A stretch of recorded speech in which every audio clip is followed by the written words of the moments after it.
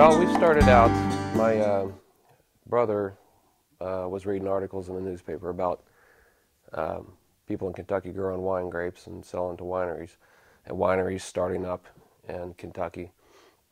We always had, we grew up on a farm. We always had this land that we really weren't doing much with. He suggested we grow some grapes and just see how they do. And so that's how it started. We originally planned on just growing grapes and selling to wineries. We didn't plan on getting into the wine making aspect of it. Then we planted our first grapes in 2004, and we got our winery license in 2009. We decided to make the wine ourselves because after growing the grapes, doing everything it takes, it's a lot more work than you think it's going to be at first.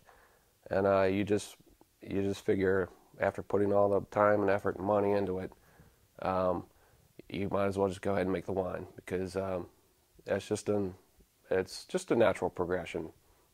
We grow Chardonnay, Cabernet Franc, Chamerson, Vidal Blanc, Traminette, one called Noire, one called Dornfelder. We make 8 different wines. We have 2 that are dry. Those would be the Cabernet Franc and the Chardonnay. The Chamerson, the Vidal Blanc, and the Traminette are kind of semi-sweet. The sweet ones would be the Blush, one called Three Wishes that we make from Cayuga. And we buy that grape from a local grower. That's the only grape that we don't grow here. And then we have a blend called Raccoon Red. It's a blend of Chamerson and Dornfelder, and that's sweet. All in all, we have three red wines, 3 whites, and a blush. This time of year, what we do is prune, and we just finished that yesterday.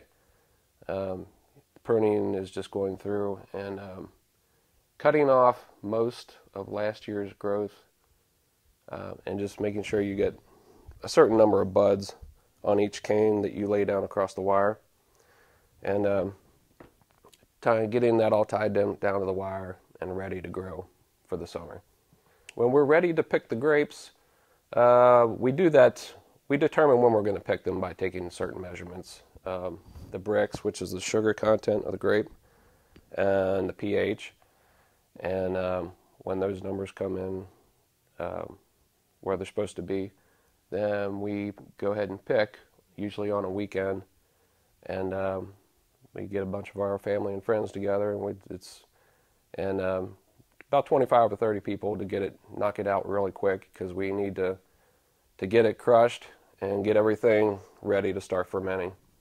And you can't really wait around when it comes time to pick. You got to get it all done. We pick one type at a time usually because they all ripen at different times. Our best-selling wine is the Raccoon Red. That's our sweet red blend. My brother came up with that name. Our Dornfelder crop, we have about 150 vines. We don't have too many. But it's a grape that ripens early.